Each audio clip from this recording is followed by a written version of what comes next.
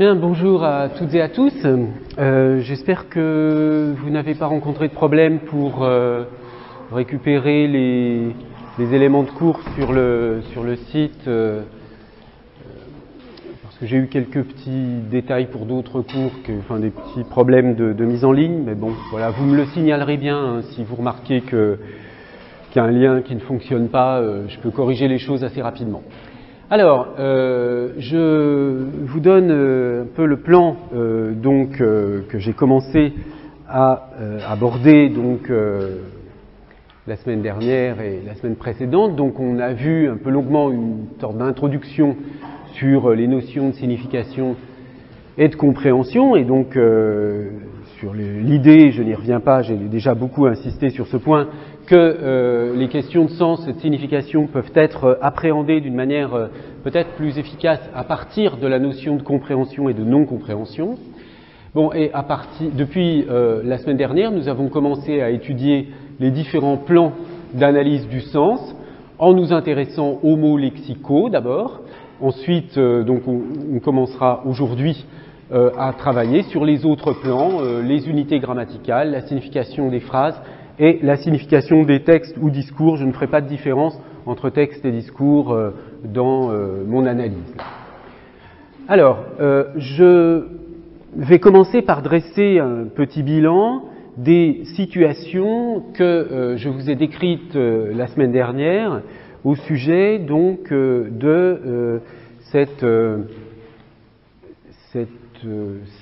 ces situations dans lesquelles on ne comprend pas un mot lexical.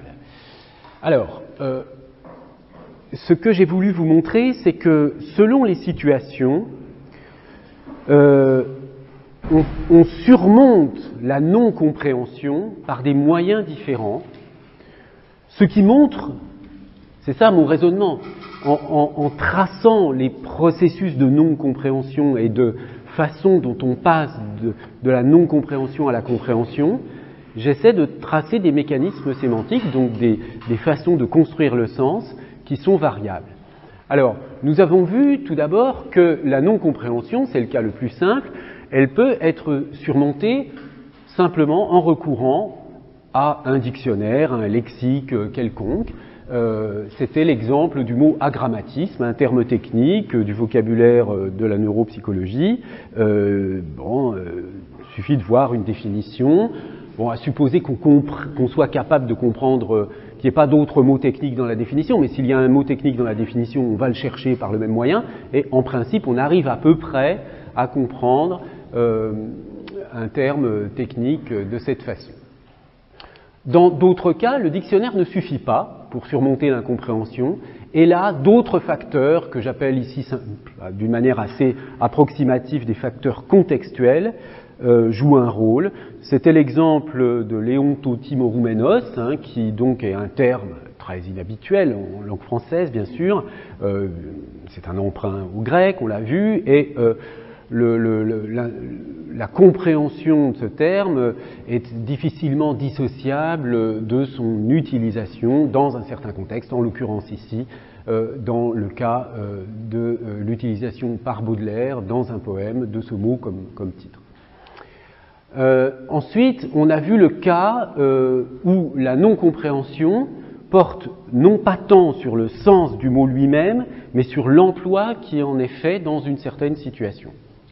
Ça, c'était l'exemple, vous vous souvenez de l'extrait de forum ou de blog, je ne sais plus, d'une personne qui dit « Je ne comprends pas qu'on puisse être fier de ses enfants ». Qu'est-ce que ça veut dire fier dans ce cas-là? Qu'est-ce que ça signifie?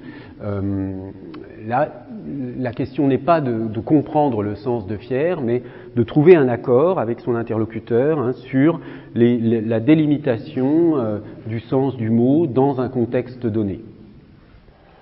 Mais vous voyez que là, il y a quelque chose comme une sorte de négociation sur les frontières de la catégorie désignée par le mot. Un autre cas de figure était celui du malentendu qui repose sur une mauvaise analyse de la motivation d'une expression. Alors, vous vous souvenez, c'était un exemple d'un échange entre une mère et son fils, et le fils par SMS disait MDR, enfin écrivait plutôt MDR, et la mère comprend maison de retraite. Donc là, il y a évidemment le MDR est motivé au sens où ce sont des initiales, mais là il y a une mauvaise interprétation des initiales. Et cette notion de motivation d'une expression ou d'un mot, alors là évidemment peut-être on dépasse un peu le cadre du mot, hein, c'est peut-être pas un exemple idéal, mais l'idée ici est mais j'y reviendrai longuement en termes d'iconicité, etc., que parfois la motivation des mots nous aide, mais elle est parfois trompeuse. Bon. Enfin, on a vu avec l'exemple de l'outil, de la pince Becquerel, que parfois la non-compréhension est surmontée plus facilement par une image que par des explications, par un discours. Et enfin, que dans certains cas, c'était le dernier exemple que j'avais pris, l'exemple du mot populisme, dont j'avais rappelé qu'il est très utilisé dans la société contemporaine, et très utilisé malgré le fait que ce mot soit très polysémique et signifie des choses très différentes selon les personnes qui utilisent le mot.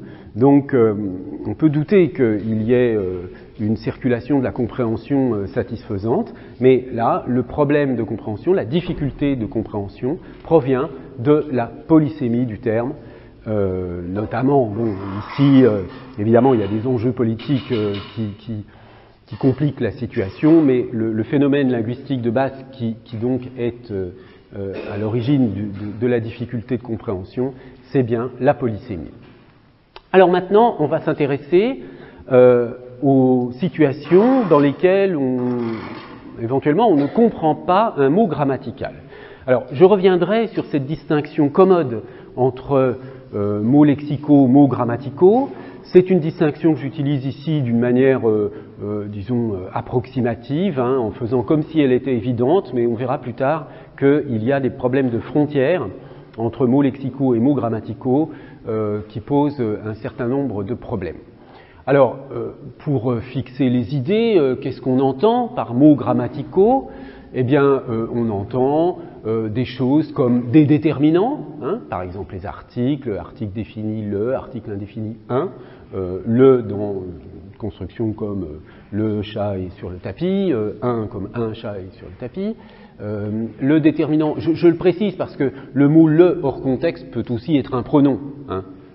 Regarde-le, là dans ce cas-là, le est un pronom. Il faut toujours se méfier lorsqu'on prend des exemples hors contexte, hein, je précise bien que là c'est l'emploi de le comme article. Les déterminants possessifs comme mon ordinateur, ton ordinateur, etc. Les déterminants démonstratifs, enfin bref, toutes sortes de déterminants, ça ce sont des mots grammaticaux. Les pronoms personnels, je, tu, etc. Les pronoms possessifs, démonstratifs, indéfinis, relatifs. Des prépositions, hein, des petits mots grammaticaux comme à et de. Et puis des conjonctions comme la conjonction de subordination que, la conjonction de subordination si, hein, dans, par exemple, je te demande si tu es d'accord, parce que, pour qui introduit des subordonnées causales, etc. Et puis la conjonction de coordination et. Bien. Alors, par opposition, hein, ce qu'on appelle les mots lexicaux, ce sont traditionnellement, il y en a 4, hein, type les noms, les verbes, les adjectifs et les adverbes. Bon. Alors, les problèmes de frontières viennent du fait que, par exemple, dans le cas des adverbes, il y a des adverbes qui sont plus grammaticaux. Hein. Les adverbes lexicaux, ce sont en général en français les adverbes en ment, comme rapidement, lentement, etc. Mais si je prends le mot si comme adverbe, au sens où dans une phrase comme il est si grand, hein, là c'est un adverbe, mais c'est un adverbe qui a une valeur purement grammaticale d'intensité, donc il bascule du côté des mots grammaticaux. Donc il y a toutes sortes de problèmes de frontières sur lesquels je reviendrai plus tard, mais vous voyez que grosso modo, hein, je pense que pour vous ça doit être relativement clair, il y a des mots lexicaux qui décrivent des catégories finalement, hein. On verra ça en détail, mais et puis des mots grammaticaux qui ont, qui se caractérisent par une valeur grammaticale, mais qui ne désignent pas quelque chose. Vous voyez, on voit bien qu'un mot comme table renvoie à un objet particulier qu'on peut identifier. Un mot comme le, dans le chat, on ne voit pas à quoi renvoie le mot « le ». Hein. Bien, donc il joue un rôle grammatical, tout cela est bien connu. Alors, ce que je veux vous faire remarquer ici, c'est, ce sur quoi je souhaite attirer votre attention, c'est sur dans quel cas, alors on parle bien du cas standard d'un locuteur francophone natif, hein, pour éliminer tout problème lié aux apprentissages des langues, etc. Est-ce qu'il y a des cas dans lesquels on peut se trouver et où on ne comprendrait pas le sens? Alors, je vous donne deux exemples. Jeanne a salué Céline quand elle est entrée dans la maison.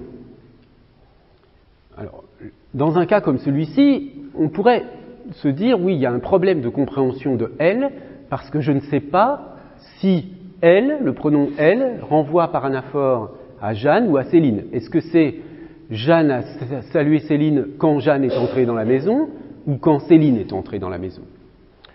Donc, ici, on pourrait dire, vous voyez, si quelqu'un disait, mais qu'est-ce que tu veux dire par elle? Hein, comme on poserait la question, qu'est-ce que tu veux dire par agrammatisme? Qu'est-ce que ça signifie?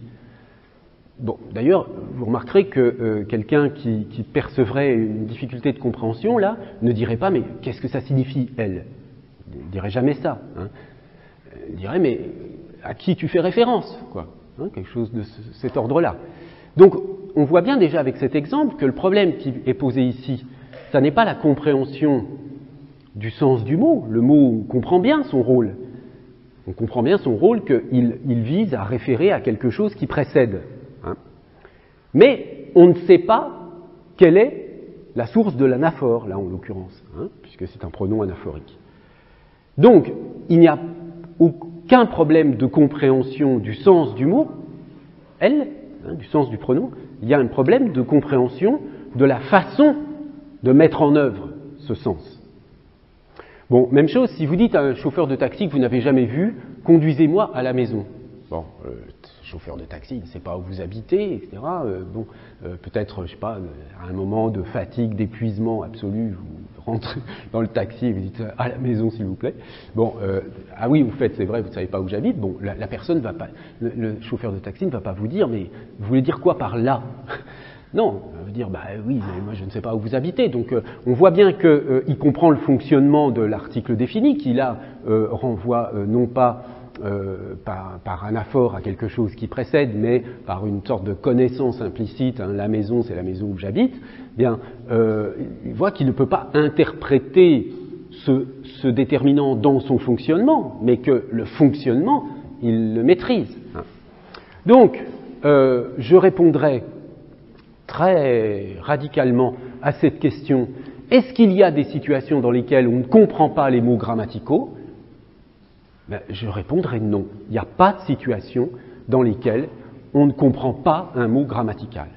Alors, sauf, hein, encore une fois, problème d'apprentissage du français comme langue étrangère, etc., où il peut y avoir des difficultés. Mais normalement, si vous voulez, pour un locuteur lambda du français, il n'y a pas de situation dans lesquelles on ne comprend pas le sens d'un mot grammatical. On va très bien comprendre l'instruction véhiculée par le mot grammatical. Et puisque, comme on le verra, le sens d'un mot grammatical se réduit à l'instruction qu'il véhicule, qu'est-ce que j'entends par instruction? Instruction, ça signifie par exemple pour un pronom, l'instruction c'est aller chercher avant la chose à laquelle renvoie le pronom. Hein, ça c'est l'instruction anaphorique par exemple. Hein, c'est ça l'instruction. L'instruction, une instruction, c'est ce que véhicule comme sens un mot grammatical. Bon, dans tous ces cas, dans ces deux exemples que j'ai donnés, on ne comprend pas l'instruction, enfin on ne comprend pas la mise en œuvre de l'instruction, mais on comprend bien l'instruction véhiculée par le mot. Donc on comprend le sens du mot grammatical, hein, mais simplement on ne peut pas l'appliquer normalement parce qu'il y a un problème de construction de la phrase, etc. Donc on voit bien que la question du sens lexical est d'une nature complètement différente de la question du sens grammatical.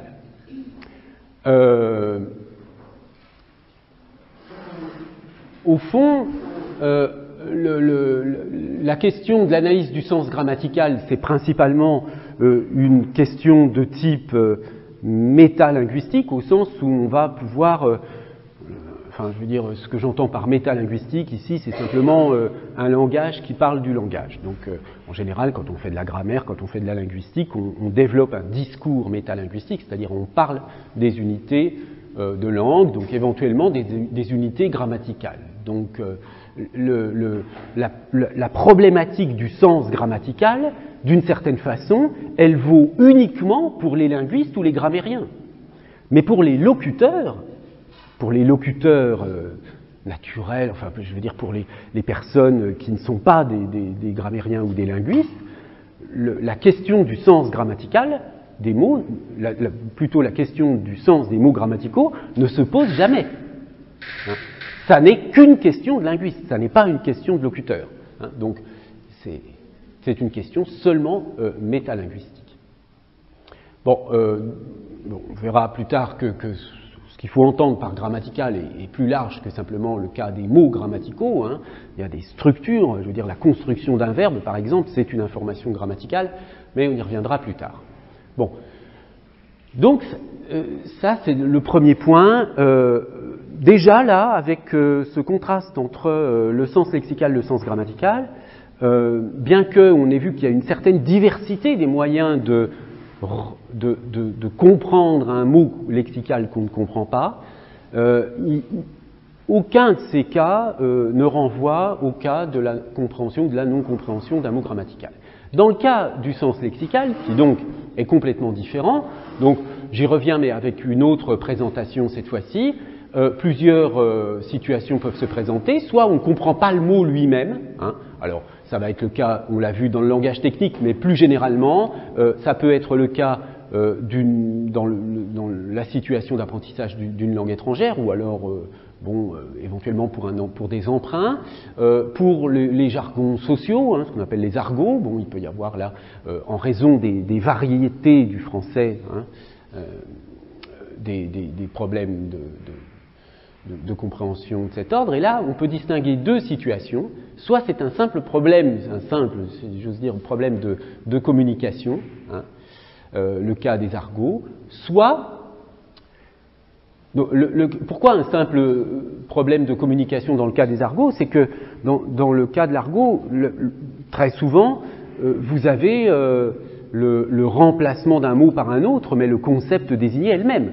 Je veux dire que, par exemple, je sais pas, si on prend rhum pour mer, hein, ça existe, ça, ou daron pour père, daron, daronne. Hein, voilà. Bon, le mot est différent, mais il désigne exactement, il a la même frontière conceptuelle. Hein.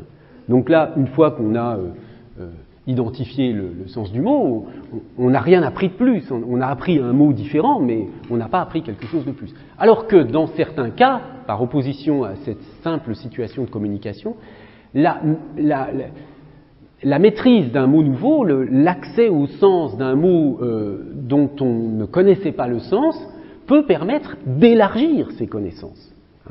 On sait plus de choses quand on sait un mot nouveau. D'accord ? On sait plus de choses, c'est-à-dire on peut décrire le monde d'une façon différente. Hein ? Alors que l'argot, vous savez plus de choses parce que vous savez un mot d'argot, mais ça ne vous permet pas de décrire le monde d'une façon différente.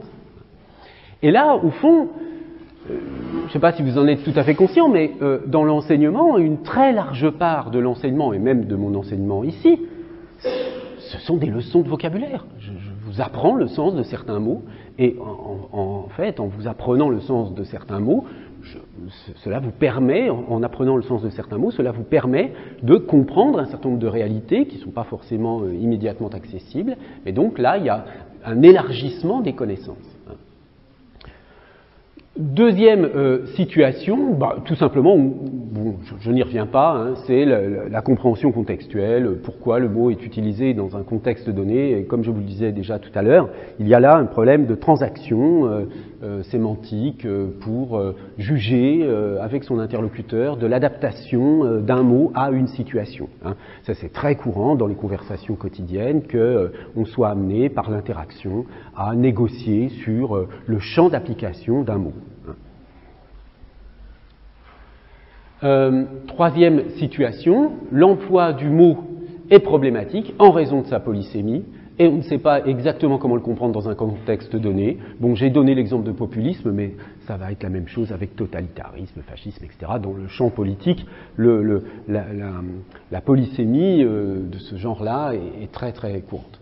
Alors, le point, si vous voulez, fondamental, hein, en dehors des détails que je souhaite sur lequel je souhaite insister là aujourd'hui, c'est l'idée qu'il y a vraiment une distinction très perceptible hein, entre sens grammatical et sens lexical. Et vous voyez que ça, c'est très facile à voir quand on prend la perspective de la compréhension.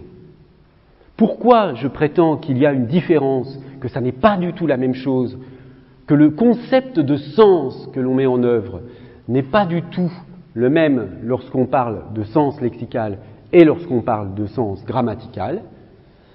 Eh bien, tout simplement parce que les processus de compréhension et de non-compréhension qui sont mis en œuvre pour le sens lexical ou pour le sens grammatical ne sont pas du même ordre. On voit bien que ce ne sont pas les mêmes problèmes qui se posent pour comprendre un mot grammatical ou pour comprendre un mot lexical.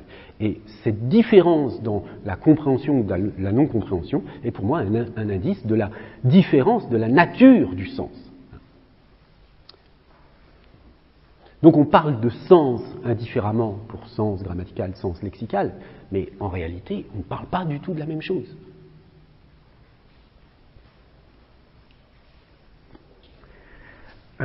Pardon, je m'interromps une seconde.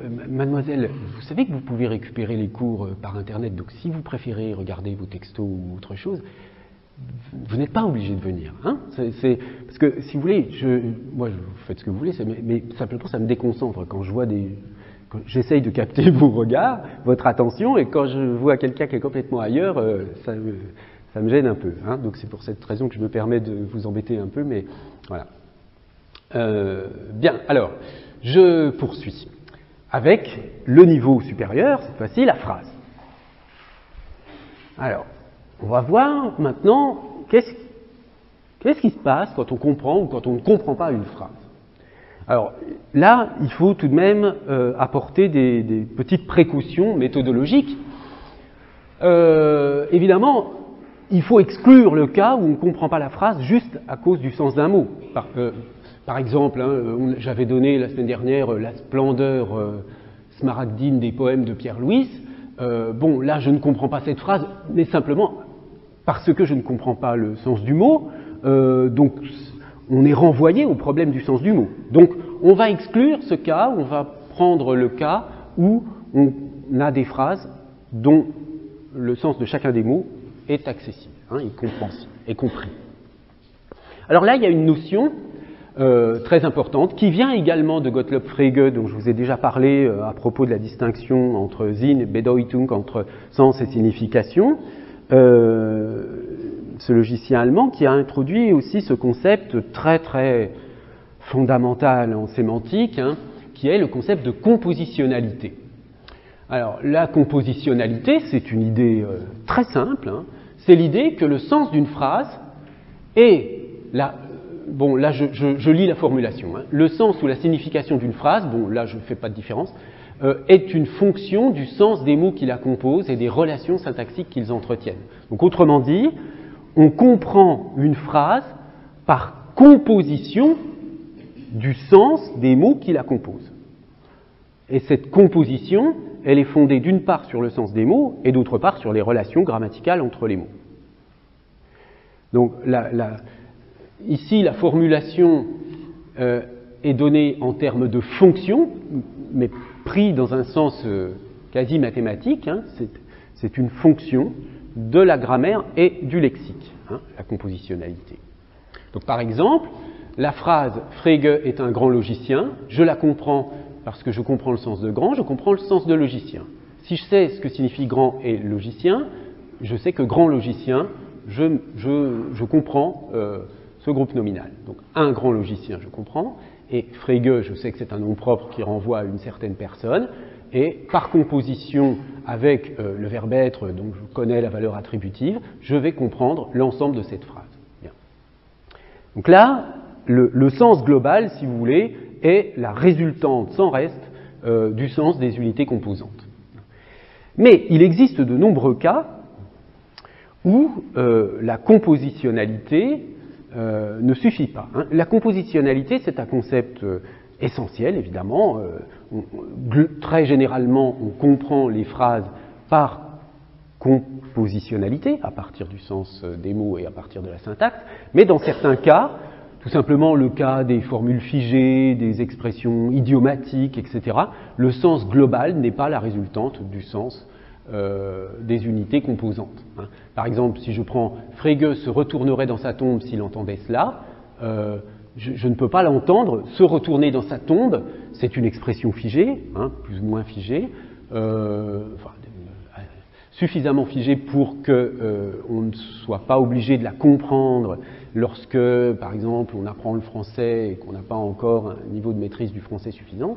Si je le lis au pied de la lettre, je ne suis pas certain que je comprenne ce que ça signifie. Bon, il y aurait d'autres exemples encore plus frappants. Si vous parlez d'un cordon bleu, hein, au sens d'un grand cuisinier, ben, on ne peut pas dire que le rapport de sens qu'il y a entre l'expression « un cordon bleu » et sa signification, c'est-à-dire un grand cuisinier ou une grande cuisinière. Bon, alors là, vous remarquerez que entre cuisinier et cuisinière, il y a une nuance de sens, mais enfin, bon, c'est un autre problème. Le rapport qu'il y a entre cordon bleu et sa signification ne peut pas être obtenu si je connais le sens de cordon et si je connais le sens de bleu. Là, il y a absence de compositionnalité dans un cordon bleu pour signifier quelqu'un qui excelle en matière de cuisine, hein, qu'il s'agisse d'un homme ou d'une femme. Donc, la compositionnalité est un point important, c'est quand même le facteur essentiel de la construction du sens des phrases, parce que même si un cordon bleu, l'expression cordon bleu elle-même, est opaque, c'est-à-dire elle n'est pas compositionnelle, hein, le contraire de compositionnalité, c'est opacité parfois. Donc, même si cette expression est opaque, dans une phrase comme Pierre est un vrai cordon bleu, ben, tout le reste sera compositionnel. Vous voyez, ce sera simplement la séquence cordon bleu qui va échapper à la compositionnalité, mais une fois que je connais la signification de ce bloc, eh bien, je peux le combiner par compositionnalité avec le reste des mots de la phrase pour obtenir le sens global de la phrase. Bien. Donc, la compositionnalité est un concept de base pour comprendre le sens des phrases. J'exclus également le cas des phrases incluses dans un texte, parce que on les verra, ces situations, lorsque on travaillera sur comment on comprend un texte. Hein. Bon, question très vaste dont je ne vais vous donner que quelques aperçus, bien entendu, mais si vous voulez, méthodologiquement, là, si je veux travailler uniquement sur la question du sens de la phrase, je dois travailler sur la phrase toute seule, indépendamment du texte. Et puis j'exclus aussi le cas de la complexité de la compréhension due à une surcharge cognitive, si vous voulez, liée au cas où la phrase est très longue. Hein, par exemple, alors je vous donne cet exemple de cette phrase de Proust qui fait 856 mots. Hein.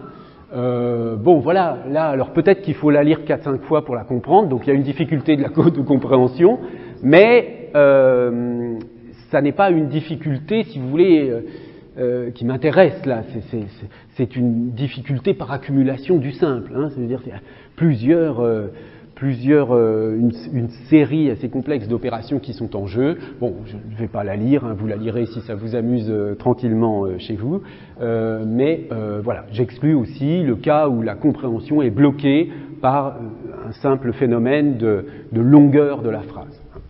Alors, pour me limiter au cas de la phrase indépendamment du texte, une notion très intéressante et utile que j'emprunte à Dominique Mingnaud, que vous connaissez bien sûr, qui est professeur ici, c'est le cas de la phrase sans texte, donc c'est la notion de phrase sans texte qu'il a développée dans un ouvrage très intéressant.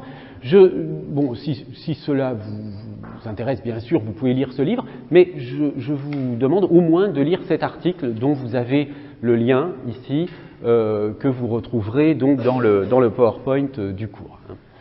Alors, qu'est-ce que c'est qu'une phrase sans texte pour Mingnaud? Vous voyez qu'il distingue, du point de vue de l'énonciation, deux types d'énonciation. Une énonciation aphorisante, qui va conduire à la phrase sans texte, hein, donc à des phrases indépendantes des textes, et puis une énonciation qu'il appelle textualisante, donc qui produit un texte. Dans l'énonciation, il y a cette bifurcation, soit ces phrases sans texte, soit ces phrases dans un texte, hein, donc un texte. Dans le cas de l'énonciation aphorisante, une subdivision apparaît, soit la phrase est détachée par nature, soit il y a bien un texte, mais dont la phrase est détachée. Et là, le détachement peut être plus ou moins fort ou faible. Hein. Donc, vous voyez, je l'ai indiqué ici en note, hein, les aphorisations fortes sont complètement coupées de leur texte d'origine, mais ce texte d'origine, il existe. Et puis les aphorisations faibles, elles sont détachées d'un texte, mais qui est proche. Hein. Par exemple, les titres ou les intertitres dans la presse. Alors, une petite citation pour illustrer cela, donc, qui est empruntée à une page dans laquelle Dominique Mingnaud précise cette notion d'aphorisation. Là aussi, je donne juste un extrait, mais je vous conseille vivement de lire cette page. On considère communément, en particulier dans la lignée de Bakhtin, qu'il n'est de parole que dans l'horizon du texte et du genre de discours. Dans cette perspective, un énoncé constitué d'une seule phrase, un proverbe par exemple, constitue un genre de discours élémentaire. Donc c'est un genre de discours de base, si vous voulez. À côté de ces énoncés sentencieux, donc des proverbes, il y a une foule d'énoncés attribués à un individu identifié et qui ont été détachés de texte. Par exemple, une formule célèbre comme « la religion est l'opium du peuple », formule qu'on doit à Marx, aussi bien que les innombrables petites phrases qui circulent dans la presse. Alors, pour les étudiants étrangers, les petites phrases, vous savez, ce sont les phrases, une phrase prononcée par un homme politique qui est reprise par la presse, souvent détachée de son contexte, en général comme une espèce de prise critique contre un homme politique. Bon. Donc c'est ça qu'on appelle les petites phrases, qui circulent dans la presse, fonctionnent comme des énonciations autonomes et non comme des fragments de texte. C'est ça l'enjeu, la distinction entre des énonciations autonomes, que sont les phrases sans texte, et puis des fragments de texte. On peut considérer qu'il y a deux types d'énonciations, l'énonciation aphorisante qui ne ressortit pas à la logique du genre de discours, et l'énonciation textualisante qui associe des textes à des genres de discours. Avec ce concept d'aphorisation, on s'efforce de produire une théorie unifiée de l'ensemble des phrases sans texte, qu'elles soient primaires ou secondaires. Donc les phrases sans texte primaires, ce sont les slogans, les maximes, les devises, et puis les phrases secondaires, extraites de textes, des titres, des petites phrases, des citations célèbres, etc. Oui ?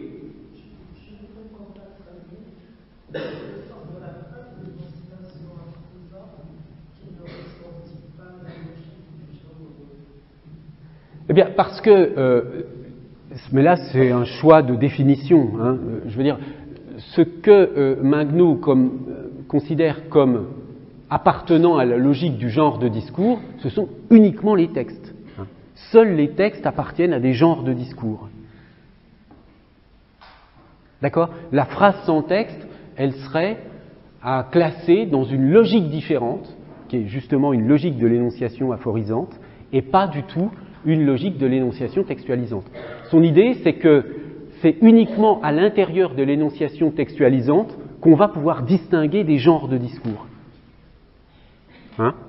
Mais au fond, c'est un choix terminologique. On pourrait estimer qu'il y a à l'intérieur de l'énonciation aphorisante des genres de discours dans un sens un petit peu différent. Mais vous voyez, on comprend un peu l'idée quand même, c'est qu'à partir du moment où il y a discours, si le discours est réduit à une phrase, ça pose un problème, l'application du mot discours à une seule phrase. Est-ce que c'est possible de dire un discours pour... Alors oui, pour la phrase de Proust, la 856 mots, oui, on peut dire que c'est presque un discours, mais quand même, l'idée est là. L'idée est là, elle est que pour qu'on puisse parler de discours, il faut qu'il y ait plusieurs phrases. Donc, pour parler de genre de discours, il faut qu'il y ait texte ou discours. Et dans le cas de la phrase sans texte, il n'y a pas de genre de discours. Il y a peut-être d'autres classifications de genre, hein, mais d'ailleurs elles sont ici, hein, détachées par nature, aphorisation forte, faible, détachée d'un texte. Ce sont des sous-catégories de l'énonciation aphorisante, mais qui n'entrent pas dans les genres de discours, si on prend discours dans un sens, disons, habituel. Il faudrait élargir le concept de discours à ce moment-là.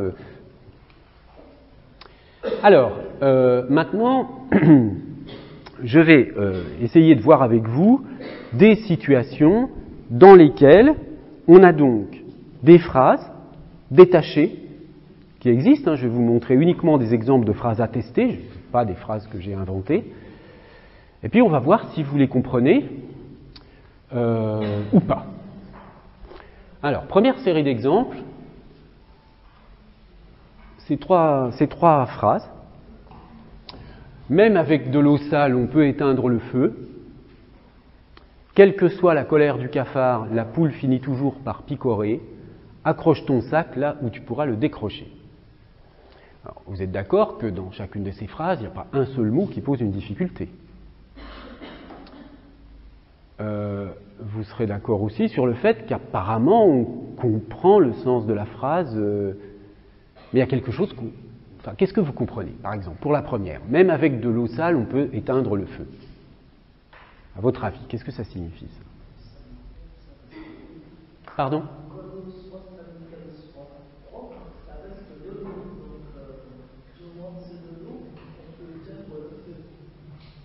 Oui. C'est une interprétation, oui. Oui, bien sûr, mais on en est réduit à ça. Hein. Après, on sent bien qu'on... Pourquoi on sent qu'on hésite avec une phrase comme celle-ci? Oui? Oui, c'est ça. On sent que cette phrase fait signe vers une signification qu'on ne connaît pas. Hein. Ça ressemble à quelque chose comme un proverbe, hein. Mais on peut effectivement faire des hypothèses de sens,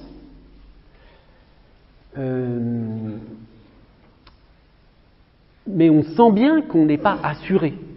C'est pas comme si on avait la phrase l'ordinateur est sur le bureau. Là, on verrait bien que c'est pas possible qu'une phrase comme celle-ci, l'ordinateur est sur le bureau, fasse proverbe.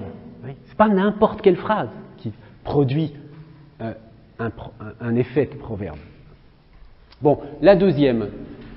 Quelle que soit la colère du cafard, la poule finit toujours par picorer. Alors, qu'est-ce que vous pourriez émettre là comme hypothèse de sens?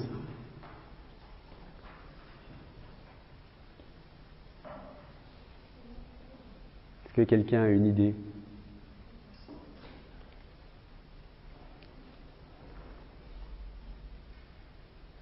Oui, c'est plus difficile. Hein. La dernière est peut-être un peu plus facile pour formuler des hypothèses. Accroche ton sac là où tu pourras le décrocher.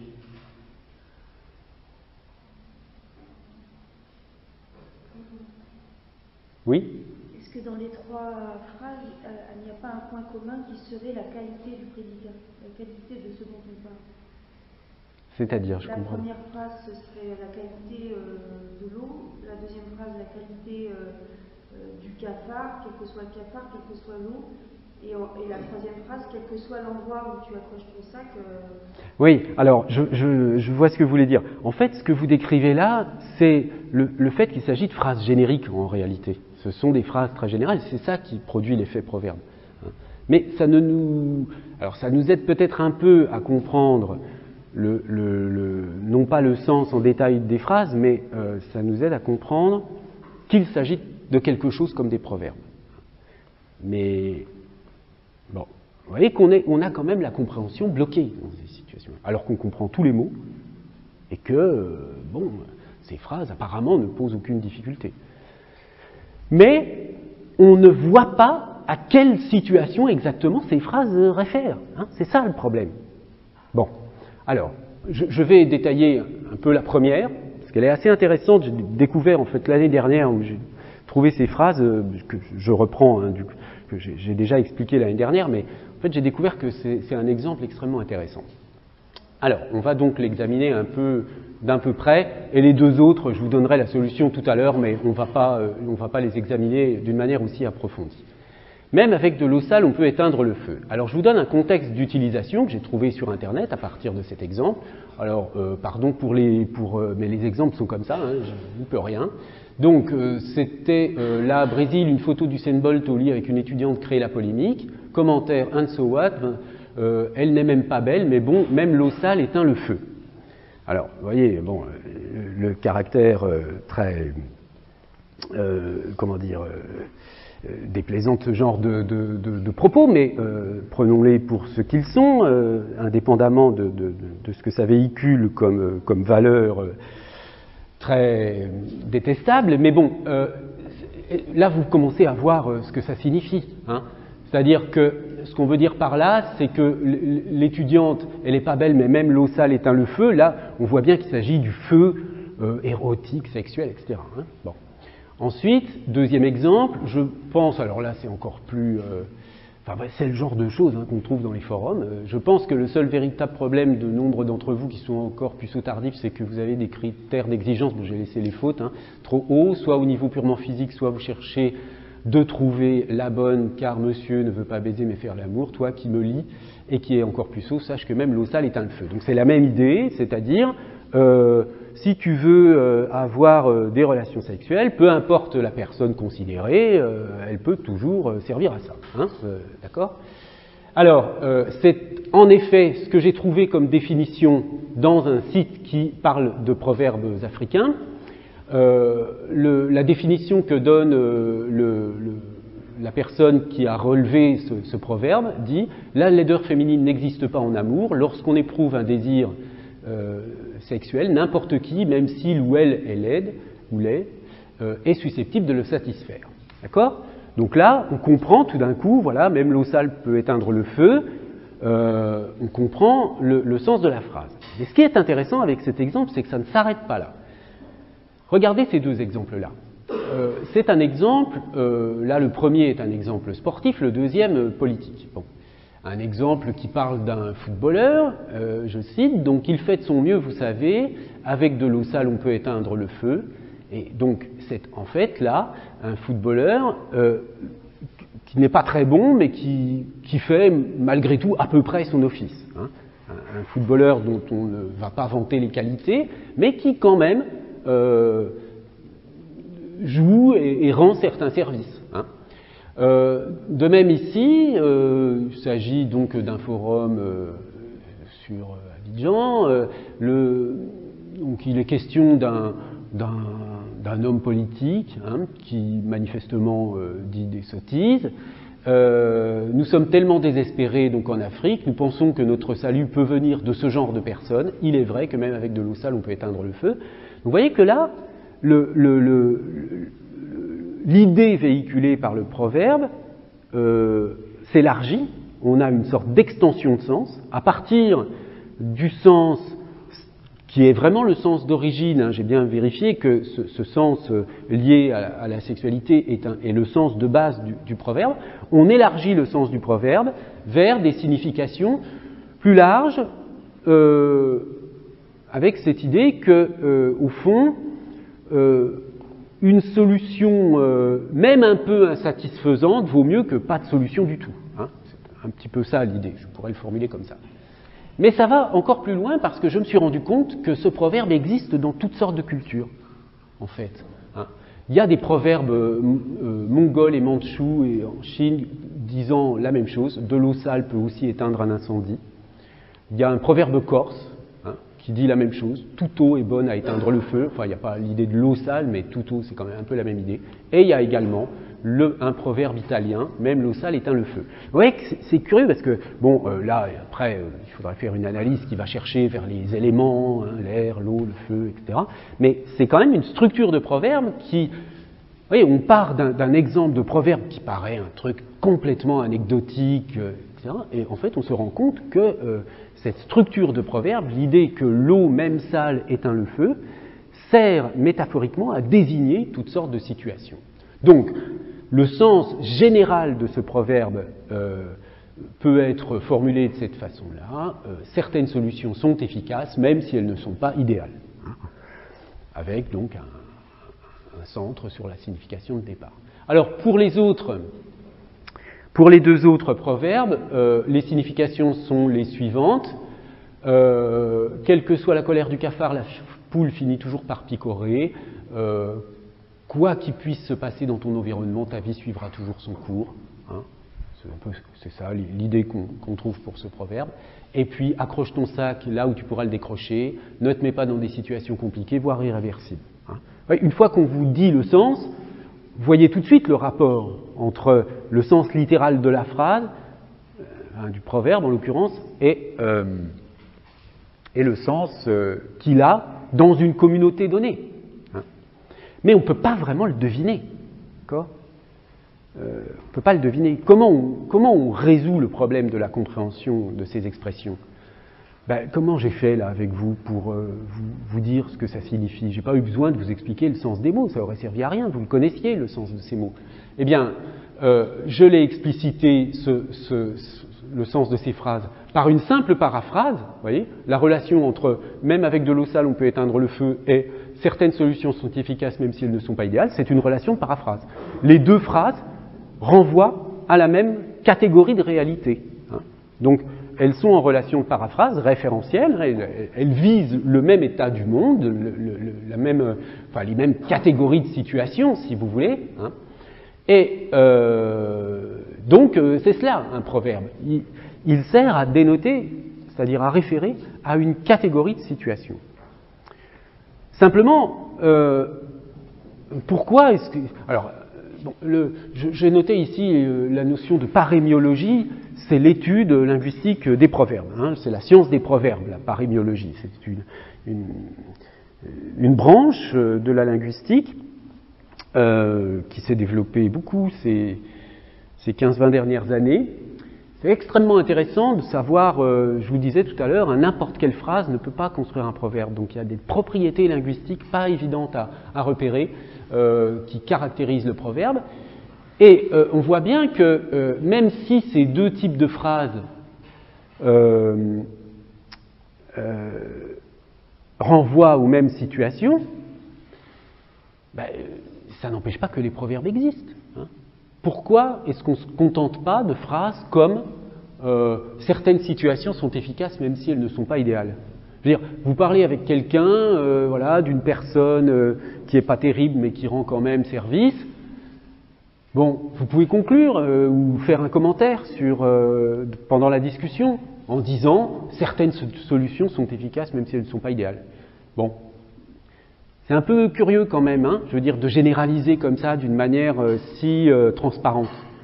Mais en revanche, si vous dites même avec de l'eau sale on peut éteindre le feu, pourquoi on utilise un proverbe ? Parce que tout d'un coup, non seulement il y a normalement la compréhension, si vous vous adressez à quelqu'un dont, pour des raisons de co-appartenance communautaire, vous avez toute raison de penser qu'il comprend le sens du proverbe, mais c'est un sens indirect. Hein, et donc ça produit un effet particulier que ne produit pas une phrase littérale comme celle-ci. Certaines solutions sont efficaces, etc. Bon, voilà, je sais pas, vous allez parler de quelqu'un, d'un enfant, puis après dire qu'il ce qu'il fait de bien ou de pas bien, c'est un peu comme son père, etc., avait fait. Et puis quelqu'un va dire, ah bah oui, tel père, tel fils. Hein. Il ne va pas dire quelque chose comme ce que font les enfants ressemble souvent à ce qu'ont fait leurs parents. Donc on voit bien là que le proverbe, il joue un rôle particulier qui ne peut pas être joué par d'autres structures phrastiques. Bon, mais ça engage quelque chose au-delà de notre argumentation présente. Ici, ce qui m'intéresse, c'est simplement de vous avoir bien mis dans une situation où on a une phrase détachée d'un texte, toute seule, dont on comprend tous les mots, mais on ne comprend pas la signification. Bon. Et de voir comment donc on résout ce problème. Alors, on va voir encore un autre exemple, et puis ensuite on fera une petite pause. Quel son produit le claquement d'une seule main? Quel était votre visage avant la naissance de vos parents? Bon, alors là vous percevez bien qu'on est dans une situation différente. On perçoit bien également que la raison pour laquelle on est dans une situation différente, c'est qu'il ne s'agit pas de proverbe là manifestement, c'est autre chose. Bon, alors, je ne vais pas vous laisser. Est-ce que certains ou certaines d'entre vous ont une idée de ce à quoi ça fait référence, ça? Pardon? La première, oui, un peu. Oui? Une seule personne seule ne peut rien faire. Ah oui, d'accord. Mais là, vous l'interprétez comme un proverbe. En réalité, ce ne sont pas du tout des proverbes, ce sont des phrases qui relèvent de pratiques langagières très particulières qu'on appelle le koan-zen et qui peut être décrit de la façon suivante, le koan-zen. Je prends ici une citation de Simon Kim dans un article très intéressant sur le sujet. Alors, on peut lire ensemble cette citation si vous voulez. À la différence du zazen, la formule méditative, donc en fait, ce sont des phrases qu'on utilise dans des procédés de méditation, hein, pour se mettre en état de méditation. La forme méditative du zen la plus connue, qui cherche à annihiler le rapport aux choses terrestres par le retrait dans la méditation assise, le koan-zen choisit d'emprunter aux choses terrestres pour mieux en libérer l'esprit. Le koan-zen, en effet, se caractérise par son recours au langage en des phrases qui ne font pas sens, du type « qu'est-ce que la voix? Oui ». Bon. Autrement dit, les devinettes et autres historiettes absurdes que propose le koan-zen à ses pratiquants utilisent le signe, c'est-à-dire les mots de la langue, hein, mais pour mieux le démystifier et défaire tous les liens qui le rattachent au sens. Il s'agit de dérouter non pas tant pour révéler l'absurdité ou le vide de toute pensée langagière, mais surtout pour bousculer l'esprit dans son carcan de signification, dans le but de l'amener à accéder au non-moi, à la non-pensée, qui sont autant de définitions négatives de l'illumination bouddhiste. Alors, vous voyez qu'ici, on a des structures de phrases très particulières, hein, là aussi, hors contexte, enfin des phrases qui relèvent de l'initiation aphorisante, mais qui se comprennent par rapport à la fonction qu'elles ont dans une certaine pratique.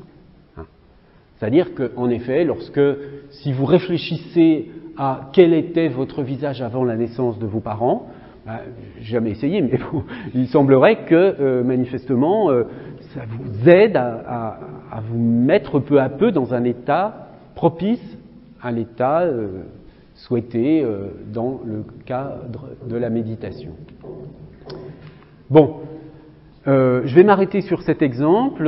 Nous allons faire donc une pause et puis on se retrouve dans une dizaine de minutes. Hein.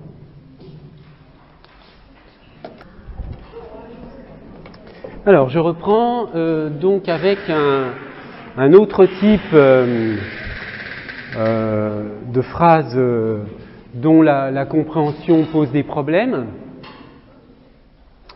Ces trois phrases, il n'y a pas de métalangage, phrase de Jacques Lacan.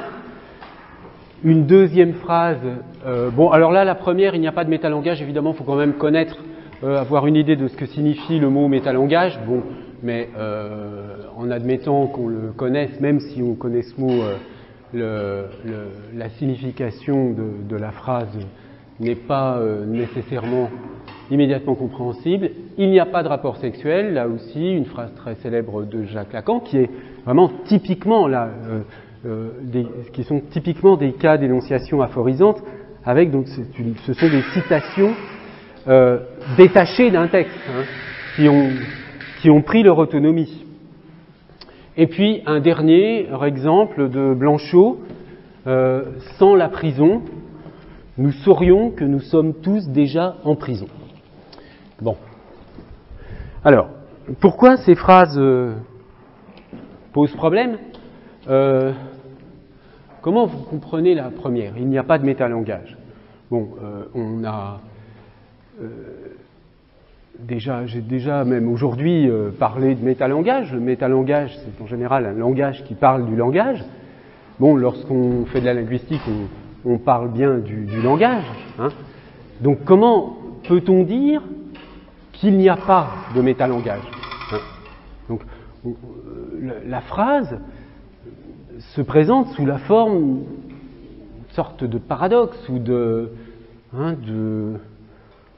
phrase qui dit le contraire de quelque chose que nous croyons vrai. De même pour, c'est la même structure, il n'y a pas de rapport sexuel. Bon, c'est évidemment quelque chose qui est destiné à provoquer une interrogation chez le lecteur ou l'auditeur, parce que pour la plupart des gens, ça existe, les rapports sexuels. Bon. Donc, et puis, dernière phrase, là aussi, il y a quelque chose de paradoxal. Sans la prison, nous saurions que nous sommes tous déjà en prison. Alors, qu'est-ce que ça veut dire, nous sommes en prison ? Mais non, apparemment, nous ne sommes pas en prison. Ou alors, il faut que cette phrase ait un sens différent. Bon, là, la troisième est un peu plus facile à saisir, peut-être. Donc, ce sont bien des phrases qui entrent dans la situation, dans la configuration des phrases d'énonciation aphorisante, qui sont donc des phrases qui circulent indépendamment du contexte dont elles sont extraites. Et donc on va voir si, en les restituant dans leur contexte, on arrive à mieux les comprendre. Alors, voici un contexte pour les deux premières. Pour il n'y a pas de métalangage, je lis ce passage. Prêtez ma voix à supporter ces mots intolérables, moi la vérité je parle, passe l'allégorie, au sens de dépasse l'allégorie. Cela veut dire tout simplement tout ce qu'il y a à dire de la vérité, de la seule, à savoir qu'il n'y a pas de métalangage. Affirmation faite pour situer tout le logico-positivisme. Que nul langage ne saurait dire le vrai sur le vrai, puis que la vérité se fonde de ce qu'elle parle et qu'elle n'a pas d'autre moyen pour se faire. Est-ce que ce contexte vous permet de mieux comprendre le sens de la phrase ? Si vous n'êtes pas habitué à lire les textes de Lacan, évidemment, il me semble quand même que ce contexte ne fait qu'obscurcir encore plus. Ça ne nous aide pas du tout à comprendre, parce qu'il y a une façon d'écrire, peut-être une idée là, qui est très difficilement accessible. Bon. Est-ce que quelqu'un a une idée de ce que ça signifie ? Il n'y a pas de ce que ça peut signifier. Il n'y a pas de métalangage. Bon. Deuxième cas, il n'y a pas de rapport sexuel. Après avoir posé ceci, qui a l'avantage de vous frayer ma visée, mon dessin, je repars de ceci qui concerne ce point qui est de l'ordre de cette surprise par où se signale l'effet de rebroussement dont j'ai essayé de définir la jonction de la vérité au savoir et que j'ai énoncé en ces termes qu'il n'y a pas de rapport sexuel chez l'être parlant. Bon. C'est la même chose, hein. On a beaucoup de mal à comprendre le sens de la phrase, même lorsqu'elle est située dans son contexte. D'autres contextes peuvent nous aider pour la deuxième phrase. un autre extrait de Lacan, donc Radiophonie, le signifiant n'est pas propre à donner corps à une formule qui soit du rapport sexuel, d'où mon énonciation, il n'y a pas de rapport sexuel, sous-entendu, formulable dans la structure. Ça ne nous aide pas tellement non plus, mais là, ensuite, vous avez une explication d'un Jacques-Alain Miller, qui est le gendre de Lacan, et qui est quelqu'un qui connaît très bien la pensée de Lacan. Au terme, Lacan a pu dire qu'il n'y a pas de rapport sexuel, que le mode de jouir n'est pas programmé de nature au niveau de l'espèce humaine, mais qu'il s'établit différemment pour chacun des deux sexes et à un autre niveau pour chacun un par un. Donc là, ça y est, on commence à comprendre.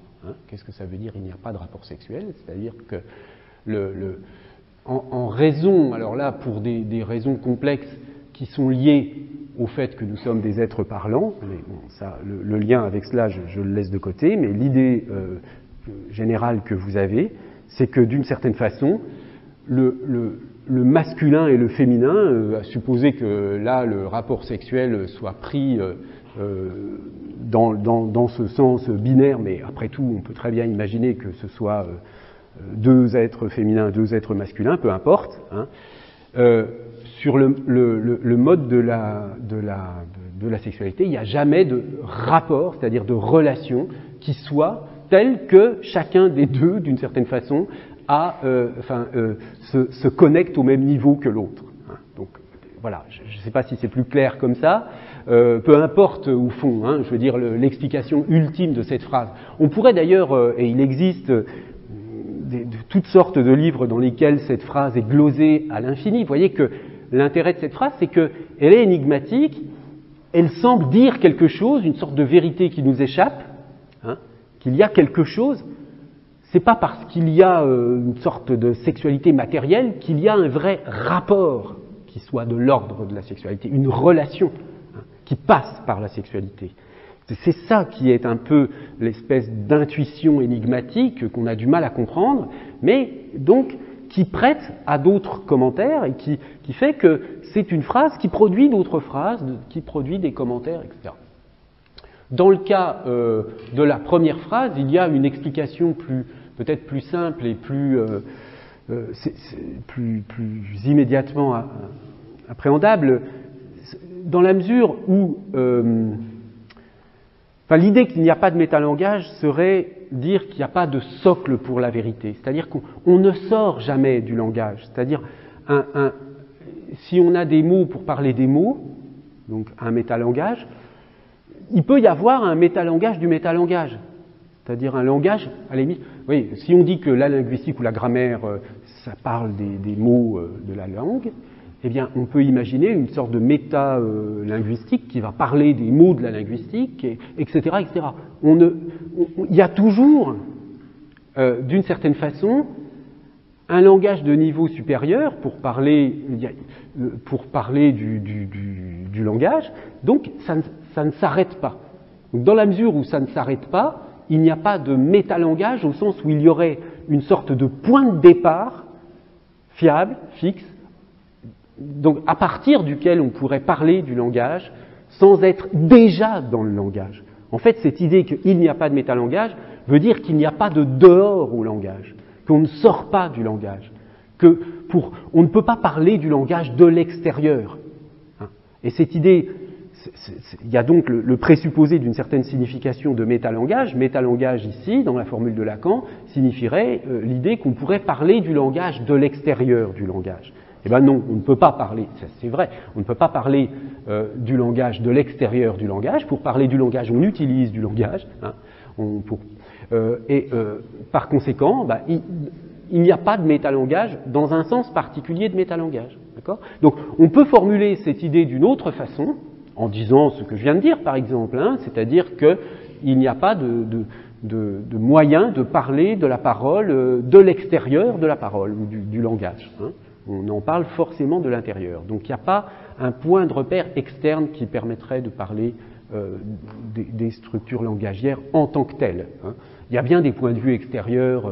Par exemple, on peut parler du son. On peut faire des analyses acoustiques pour parler des sons produits, mais là on va parler juste d'un aspect, on ne va pas parler du langage pour lui-même. Hein. Donc cette formule-là, à la différence de la précédente, il n'y a pas de rapport sexuel, on peut l'éclairer complètement, et simplement on voit bien qu'il s'agit d'un choix stylistique, d'un choix d'une formulation choquante, paradoxale, d'apparence paradoxale, mais qui dit bien quelque chose. En revanche, pour il n'y a pas de rapport sexuel, j'aurais beaucoup plus de mal à vous expliquer dans le détail, hein, mais là il faudrait vraiment entrer dans la pensée de Lacan pour aller plus loin. Et puis la phrase de Blanchot, là je pense que vous pouvez assez facilement avoir l'idée que cela vise. Là aussi il y a un paradoxe, mais c'est l'idée qu'en réalité nous sommes tous prisonniers de quelque chose. Hein. Je le formule d'une manière extrêmement simple, mais l'idée générale est celle-là. Nous sommes tous plus ou moins prisonniers de quelque chose, mais du fait qu'il existe des prisons dans lesquelles nous ne sommes pas, nous avons l'impression d'être libres. Du coup, s'il n'y avait pas la prison, on aurait peut-être moins l'illusion qu'on est libre. Oui, c'est un peu ça l'idée. Hein. Sans la prison, nous saurions que nous sommes tous déjà en prison. Bon, mais que là encore, l'idée sous-jacente à ce propos aurait pu être formulée autrement, mais en produisant un effet différent, etc., etc. Alors, toutes ces phrases, donc, vous voyez, c'est encore un cas de figure différent des précédents, parce que ce sont des phrases d'auteurs reconnus. Alors après, on peut dire qu'ils disent n'importe quoi. Hein. Il y a un certain nombre de commentateurs qui vont considérer que de toute façon, Lacan, à partir d'une certaine époque, ce qu'il écrit n'a aucun sens et que voilà, ça sert juste à faire bavarder certains intellectuels. Mais on peut aussi penser que, et c'est ce que je crois, qu'il y a vraiment quelque chose qui se dit dans ces réels, hein, dans ces phrases. Mais pour les comprendre, vous voyez, il faut aller lire Lacan, il faut s'imprégner de sa pensée. Et on ne peut pas comprendre vraiment ces phrases, à part par des sortes de résumés très approximatifs du genre de ceux que je vous ai proposés. On ne peut pas comprendre le sens de ces phrases, c'est-à-dire ce qu'elles portent, d'où elles viennent, qu'est-ce qu'elles visent à produire sur nos esprits, sans vraiment les lier à leur contexte. Mais pourtant, elles circulent comme des phrases autonomes. Alors, un autre exemple.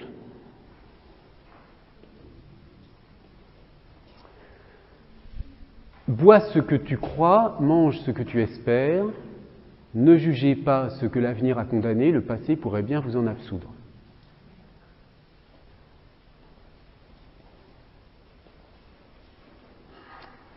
Alors, prenons la première.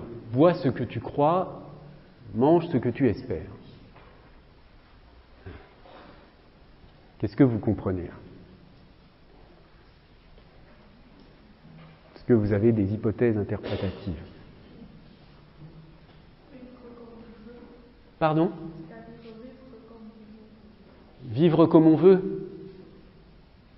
Oui, pourquoi pas, l'idée bois ce que tu crois, mange ce que tu espères, c'est-à-dire on se débarrasse de la croyance et de l'espérance pour simplement vivre, c'est ça l'idée. Bon, je ne vais pas vous faire attendre plus longtemps parce que là c'est un cas très très particulier. En fait c'est une plaisanterie due à un certain Thierry Lhermitte. Je dis un certain pour ceux d'entre vous qui sont des étudiants et étudiantes étrangères qui ne connaissent pas, c'est un acteur hein, en fait qui fait des blagues sur internet. Vous voyez ce qu'il dit? Ce que j'aime bien faire sur Facebook, c'est poster de fausses citations juste pour voir le nombre d'abrutis qui vont liker. J'ai ainsi mis une photo de Nietzsche et j'ai écrit dessous « Bois ce que tu crois, mange ce que tu espères ». Combien de likes? Plein. Mais celle qui a le mieux marché, c'est un faux Voltaire. Ne jugez pas ce que l'avenir a condamné, le passé pourrait bien vous en absoudre, évidemment, ça ne veut rien dire. Donc, vous voyez, ce sont des plaisanteries, des blagues, mais bon, c'était très juste ce que vous avez dit. Même une phrase faite pour ne vouloir rien dire, c'est-à-dire, on finit quand même par lui trouver une signification. Allez, c'est ça qui est curieux, c'est que Thierry Lhermitte produit ces phrases pour se moquer un peu de ses amis sur Facebook, ce qui n'est pas très sympa d'ailleurs au passage. Et donc, ce qui est intéressant, c'est que malgré tout, bien qu'il veuille produire de l'absence de signification, on en trouve quand même de la signification. Alors, dernier exemple. Si tous les chevaux avaient pour faire des aimants, le cœur des amants cesserait de battre. Quand les oiseaux nageront, la moule fera preuve d'énergie. Princesse Brandon déglutira une petite Mirabelle gaiement dans un cajot. Alors peut-être que, surtout la dernière phrase, dira quelque chose à certains d'entre vous, non ? Bon, alors là, ce sont aussi des phrases isolées, produites, mais alors là, c'est vraiment des phrases produites sans contexte, dans un contexte très particulier, qui est en fait le contexte surréaliste des cadavres exquis. Hein. Les cadavres exquis, c'était un jeu surréaliste qui a toute une justification dans l'idée qu'on essaie d'échapper à la rationalité que véhicule le langage. Un jeu, voyez, de papier qui consiste à faire composer une phrase ou un dessin par plusieurs personnes sans qu'aucune d'elles puisse tenir compte de la collaboration de ses collaborateurs précédents. L'exemple devenu classique qui a donné son nom au jeu tient dans la première phrase obtenue de cette manière: le cadavre exquis boira le vin nouveau. Donc là, je vous donne un certain nombre d'exemples dus à différents auteurs. En fait, vous voyez, vous pouvez vous amuser à ça avec des amis. Hein. Vous prenez une feuille de papier et puis le premier écrit un mot, on plie, le second ne voit pas ce qui a été écrit précédemment, il écrit autre chose, et on continue comme ça, puis à la fin on arrive à une phrase, voilà, de ce genre-là, quand les oiseaux nageront, la moule fera preuve d'énergie. Vous voyez, en fait, c'était Louis Aragon qui a donc produit Quand les oiseaux nageront, et puis la moule fera preuve d'énergie, André Breton. Donc il faut se mettre d'abord d'accord sur une structure de phrase, hein. D'ailleurs, c'est pour cette raison que certains profs des écoles font ça dans les écoles maternelles pour apprendre le sujet, le groupe verbal. Donc voilà, toi tu écris un sujet, toi tu écris un groupe verbal, et puis on fabrique des phrases rigolotes comme ça. L'idée ici, évidemment, ça n'est pas juste pour s'amuser, il y a quand même un enjeu dans une poétique surréaliste très particulier, un enjeu qui peut être formulé de cette façon-là, c'est une citation de Breton: pouvoir rendre à la poésie le sens de l'immensité de ses pouvoirs perdus, c'est-à-dire l'écriture automatique est un peu du même ordre, hein. C'est-à-dire une façon de produire des mots en essayant d'échapper au contrôle de la raison. C'est ça l'idée. Donc c'est encore une autre affaire. Alors, que conclure sur cet ensemble d'exemples relatifs au sens des phrases et à la façon de comprendre le sens des phrases ? D'abord, il y a bien une capacité à la compositionnalité, hein, on voit bien que dans les phrases qui ne posent pas de problème de compréhension, la compositionnalité joue un rôle. Mais justement, quand il y a compositionnalité, il n'y a pas de problème de compréhension, donc ça ne nous intéresse pas beaucoup. Ce qui nous intéresse, c'est quand il y a un problème de compréhension, parce que là, on voit qu'il y a un problème lié au sens. Alors, on a vu que dans certains cas, la compréhension est bloquée volontairement. Hein. Par exemple, donc, dans le cas des plaisanteries ou dans le cas du Kohanzen. Hein. Alors, est-ce que si je produis une phrase en ayant pour but de ne pas être compris, est-ce qu'on peut dire encore que la phrase a un sens ? Bon. Je veux dire, si je définis le sens par la compréhension, c'est-à-dire si je dis le sens c'est ce que je comprends quand je comprends, et bien là, si je produis une phrase ayant pour but de ne pas être comprise, est-ce qu'il y a encore du sens ?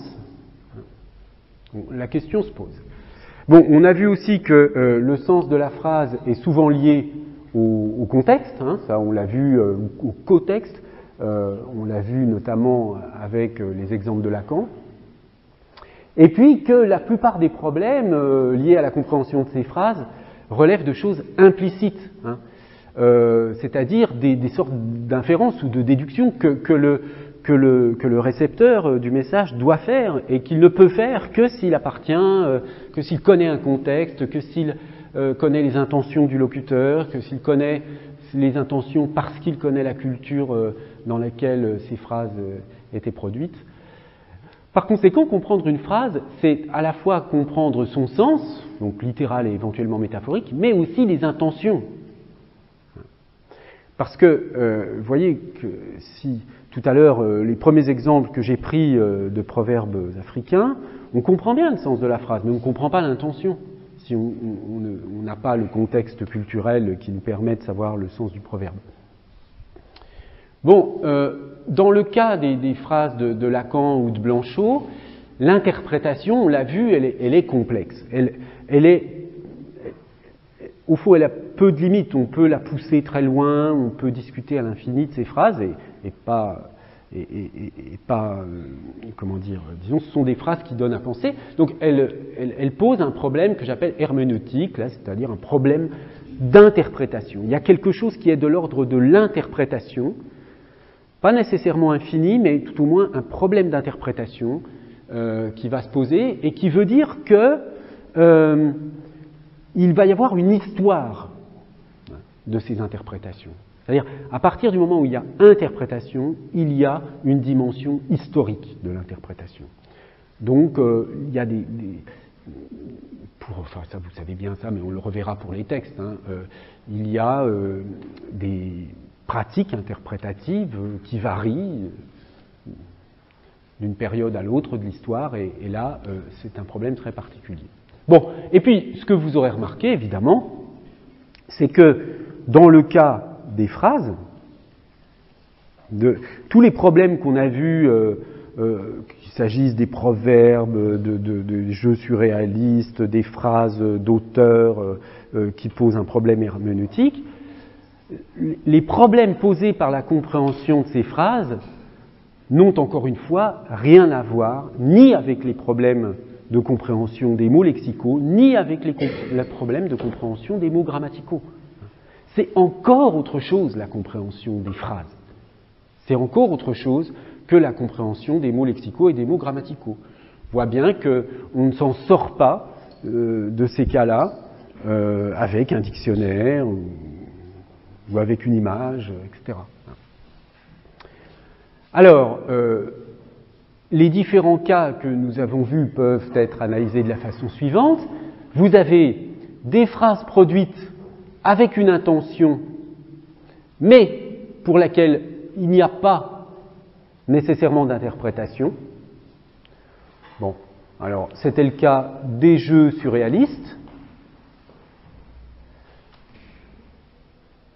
Donc, il y a bien une interprétation possible, mais une interprétation au sens poétique du terme, mais cette interprétation n'est pas anticipée. Je veux dire par là que le locuteur n'a pas quelque chose à dire qu'il va formuler d'une certaine façon. Hein. C'est le cas aussi, bien sûr, des sortes de pièges linguistiques qu'on a vus là de Thierry Lhermitte. C'est le cas du Kohansen, bien sûr, puisqu'il ne doit pas y avoir d'interprétation. Alors, dans ce cas-là, il n'y a pas dans ces cas-là, il n'y a pas de signature, hein, c'est-à-dire qu'il n'y a pas le texte n'est pas assumé par quelqu'un, par un individu particulier qui va se présenter comme étant le responsable de cette énonciation,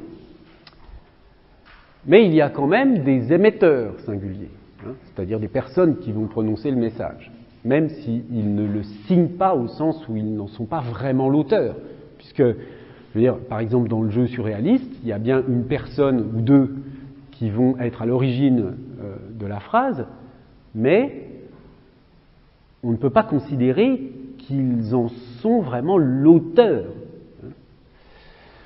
Bon, ensuite, vous avez des phrases sans auteur, mais qui sont produites avec une intention qui présume une signification sédimentée, c'est-à-dire disponible dans une culture.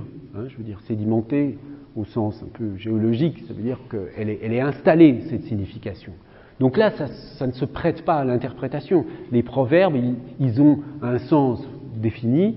Bon, il n'y a pas à discuter pour les interpréter. Ils peuvent éventuellement, et on l'a vu avec le proverbe sur l'eau sale, ils peuvent éventuellement subir des extensions de sens, mais ils ne posent pas de problème d'interprétation.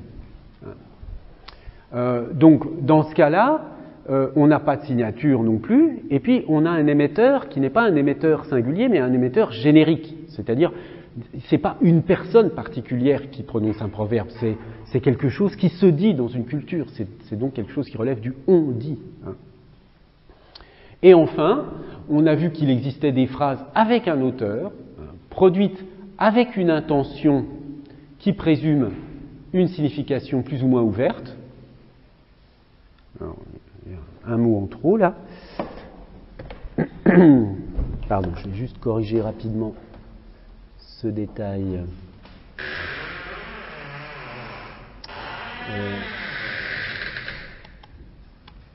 Voilà. Donc, avec une intention de signification, mais avec une intention qui présume une signification assez ouverte, donc des interprétations. Alors, soit les interprétations sont multiples en raison d'une duplicité liée à l'intention de signification.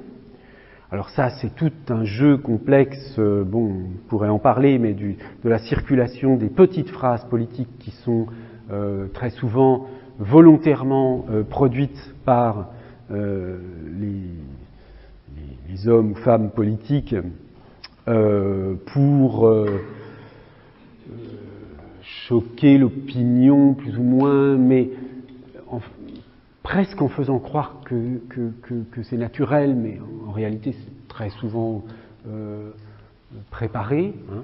Alors par exemple, là récemment, il y a eu, est-ce que c'était juste avec le président Emmanuel Macron qui disait que pour trouver du travail, il suffit de traverser la rue. Hein. Il s'adressait à un jeune qui était, je crois, horticulteur et qui ne trouvait pas de travail dans l'horticulture et je ne sais plus exactement quelle était la formule dite, mais en gros, ce que disait le président, c'est il y a beaucoup de travail du travail, on en trouve, il suffit de traverser la rue, au sens, il suffit de changer, laisser tomber l'horticulture s'il n'y a plus de travail dans ce domaine, donc traverser la rue, et il y a beaucoup de travail dans la restauration, par exemple. Donc si vous voulez vraiment travailler, il faut abandonner ce domaine dans lequel il n'y a pas de débouché professionnel, et puis aller chercher ailleurs. Bon.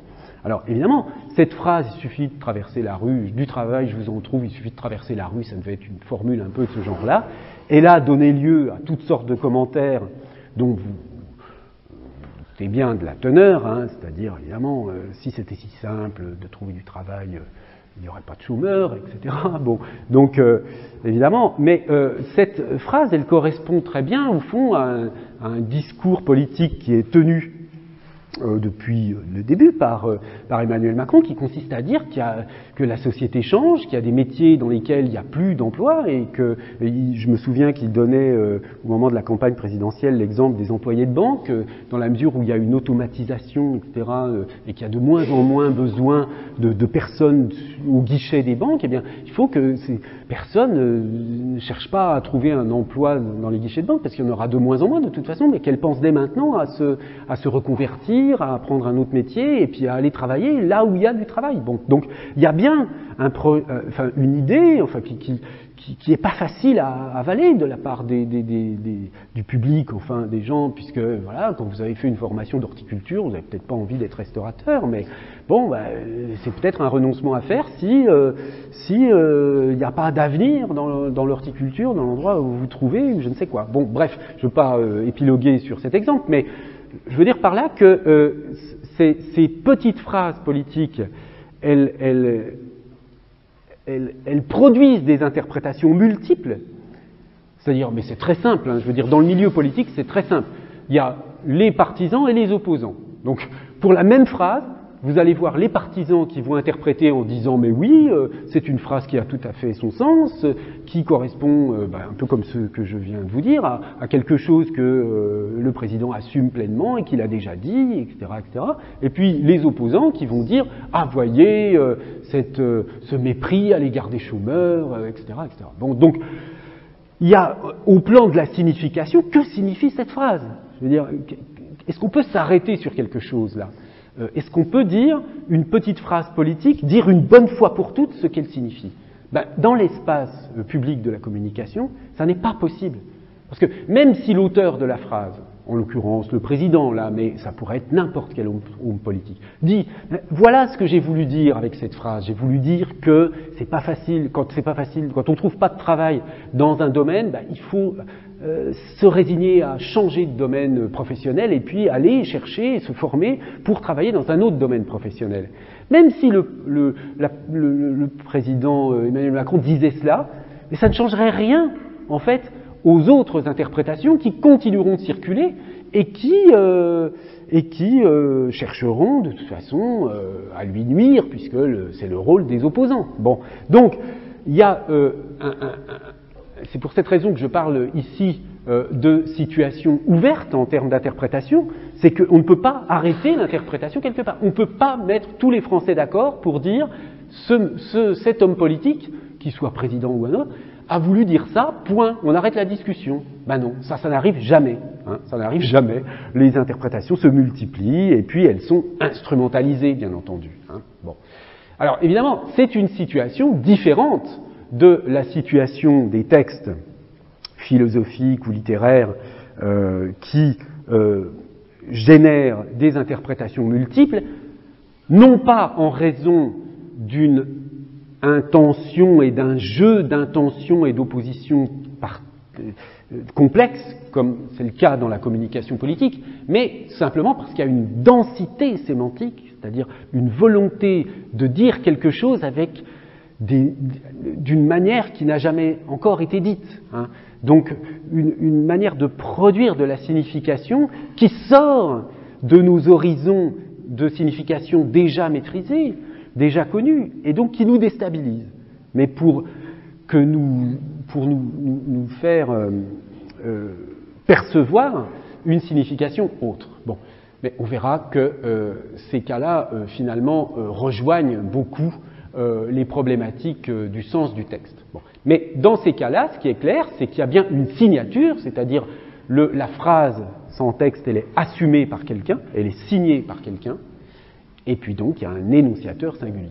Donc au total, vous avez comme une sorte de tableau à double entrée, avec soit il y a signature, soit il n'y a pas de signature, soit c'est un émetteur générique, soit c'est un émetteur spécifique. Et on a vu que, bon, alors évidemment, cette case-là, elle est impossible. Si c'est un émetteur générique, nécessairement, il n'y a pas de signature. Émetteur générique, je rappelle, c'était le on des proverbes, on dit.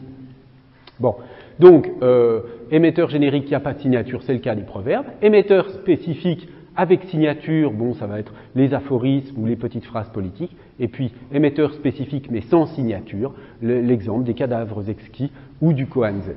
Bon. Alors, maintenant, oui, pardon, je vous en prie. Sur le tableau précédent, est-ce qu'on pourrait mettre dans la première case le cas des livres sacrés? Je pense par exemple le Coran. Dans le Coran, il y a pas mal de phrases comme ça qui commencent par on.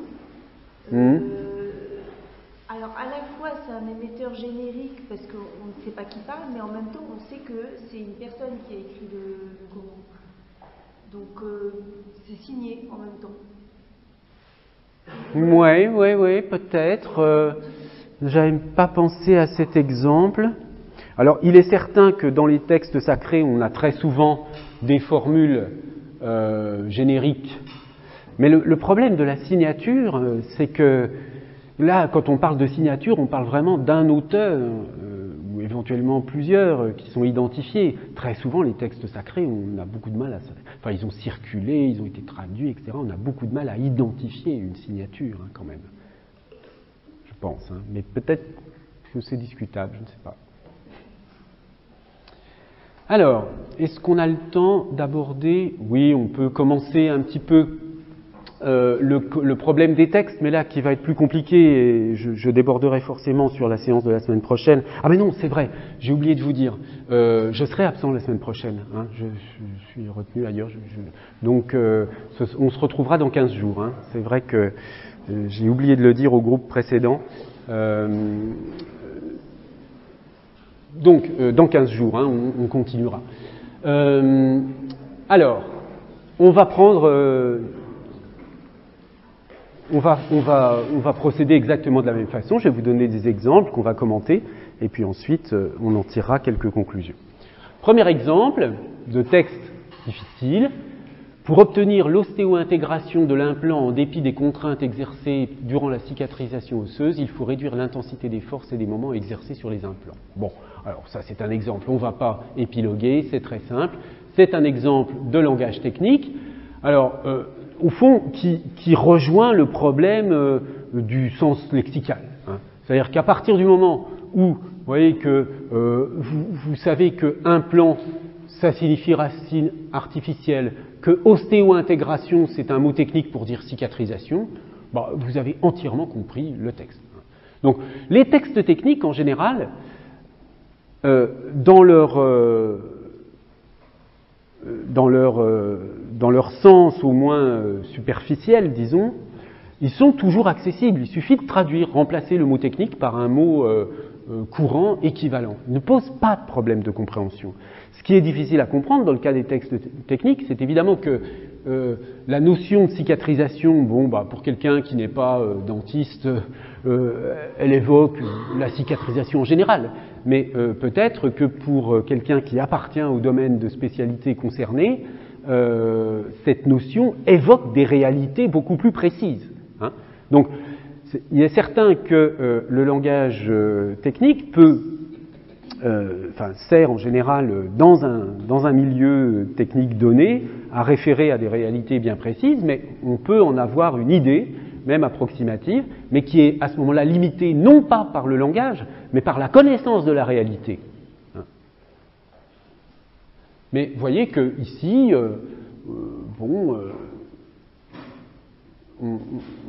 en remplaçant les mots techniques par des mots usuels, on n'aura pas de problème de compréhension.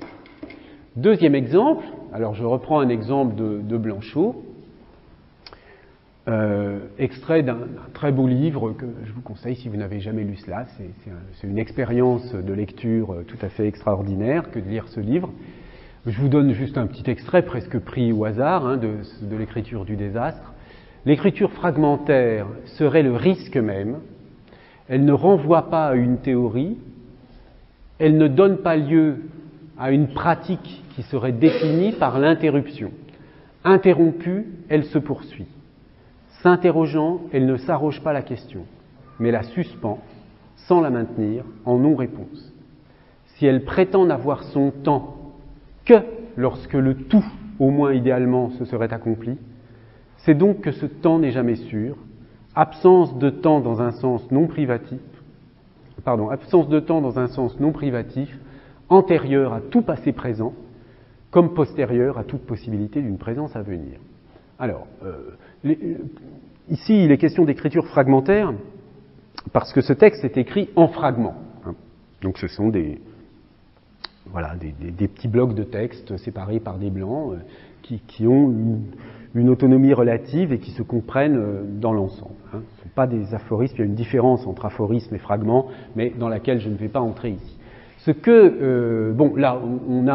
Là aussi, il n'y a pas tellement de mots techniques compliqués. Là, on est vraiment dans une situation différente de ça. Il n'y a pas des mots comparables à ostéo-intégration ici. Ce sont des mots simples, d'une certaine façon. Mais la combinaison de ces mots et le texte, la suite des phrases, bloque la compréhension. Pourquoi ?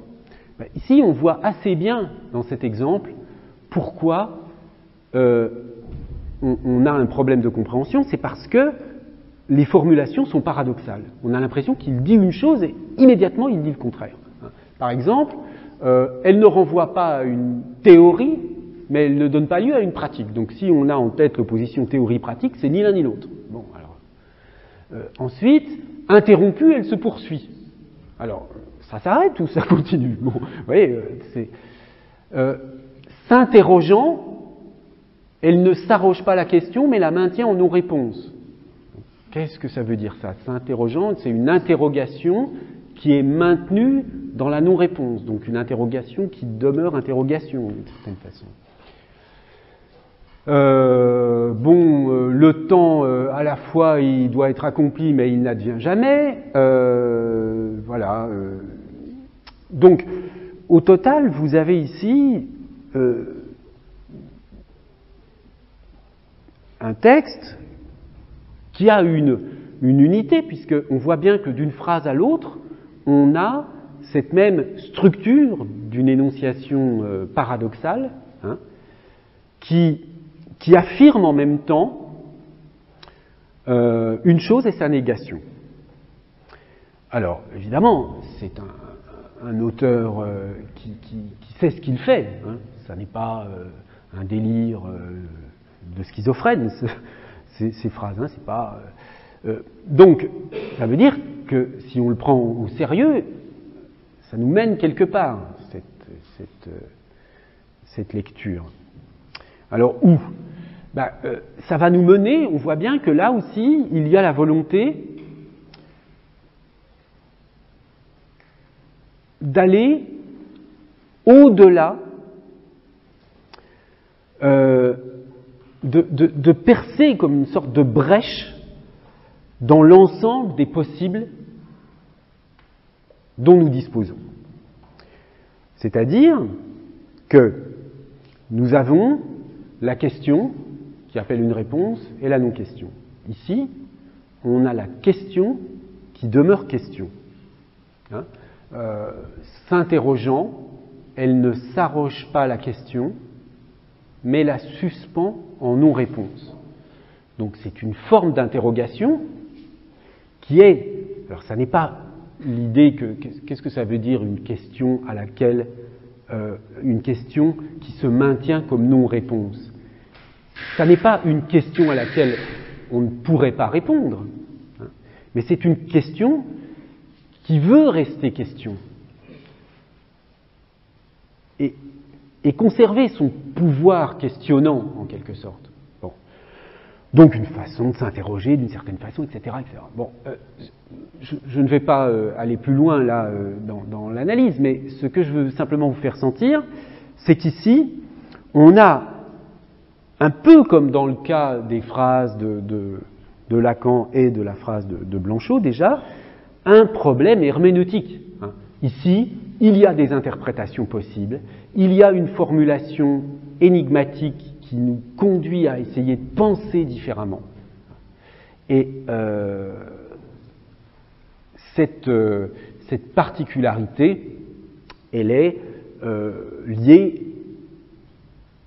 elle est indépendante de la complexité du vocabulaire. Vous voyez qu'un texte un texte qui contient beaucoup de mots techniques et qui a l'air complexe comme ça, est beaucoup plus simple à comprendre qu'un texte comme celui-ci, qui ne contient que des mots usuels, mais qui produit une signification qui nous échappe, parce que, précisément, les solutions de signification sont immédiatement éliminées par le texte lui-même.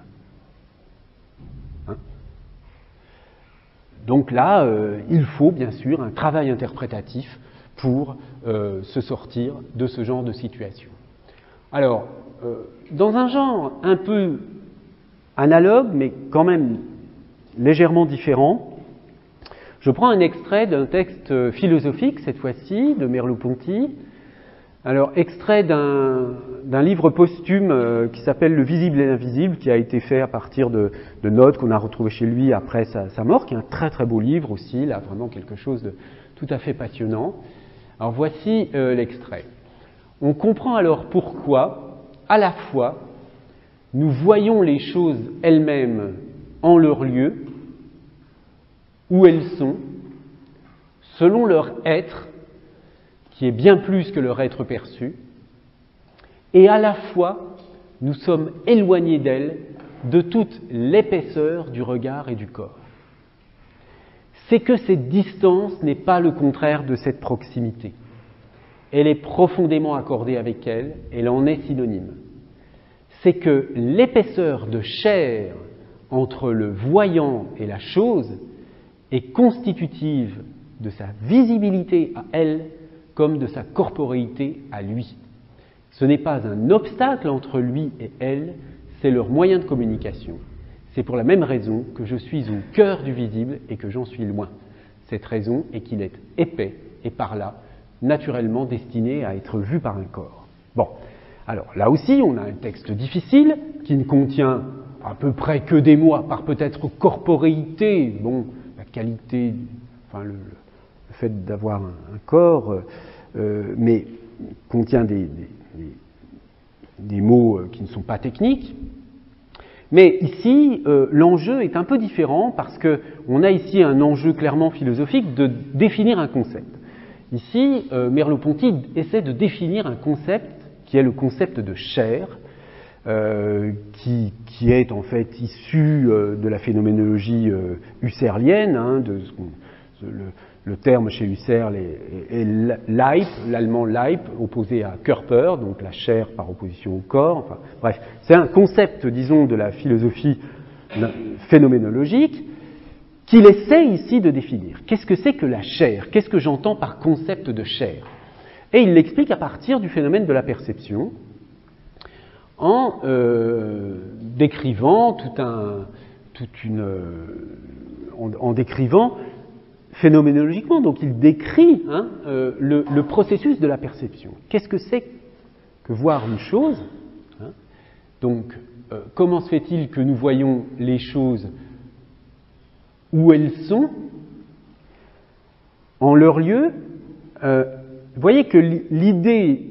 Alors, on a aussi, j'oubliais de le dire, pardon, un peu comme chez Blanchot, mais avec une fonctionnalité complètement différente, l'idée des formulations paradoxales. Hein. C'est-à-dire, nous sommes éloignés d'elle de toute l'épaisseur du regard et du corps, c'est que cette distance n'est pas le contraire de cette proximité. Elle est profondément accordée à elle. Donc là, on a l'idée qu'il y a une distance entre le sujet percevant, le corps percevant d'ailleurs, c'est plutôt le corps percevant et la chose, mais cette distance n'est pas le contraire d'une proximité, c'est la proximité. Donc, on a une formulation qui semble paradoxale, mais à la différence du texte de Blanchot, où le paradoxe vise d'une certaine façon à ne pas être résolu parce qu'il interroge la vie elle-même en quelque sorte, ici, il y a la mise en place d'un concept technique de la philosophie quand même. Hein. Donc là, on définit une notion qu'est la notion de chair, et cette idée, je ne peux évidemment pas vous la résumer ici, et puis ça nous prendrait trop de temps et ce ne serait pas l'objet, mais cette idée, vous voyez, c'est que si vous percevez, c'est l'idée qu'on perçoit que c'est un corps qui perçoit, c'est pas une espèce de pur instrument de la perception, c'est un corps. Et si nous percevons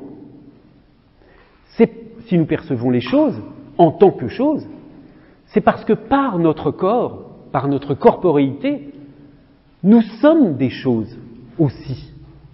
C'est-à-dire que si je regarde ma main, je peux la voir comme une chose extérieure à moi.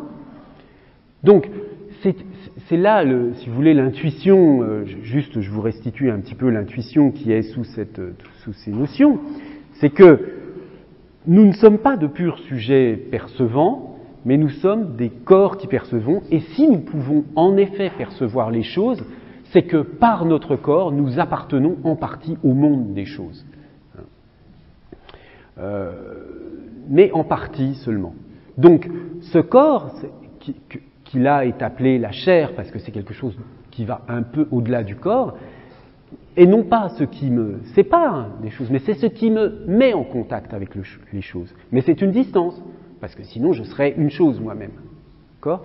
Bon, alors, je suis désolé de vous résumer cela d'une manière aussi imparfaite, mais là, il faudrait vraiment beaucoup de temps pour que je vous explique cette notion qui est quand même très complexe et très subtile. Mais je voulais simplement introduire cet exemple par contraste avec le cas de Blanchot, qui n'a pas une vocation philosophique aussi assumée, au sens où on n'a pas chez Blanchot la volonté de mettre en place un concept technique qui va ensuite servir à parler de la perception générale, du rapport de l'homme au monde, etc. Voilà, eh bien écoutez, je vous dis à dans 15 jours, hein, et je vous remercie de votre attention.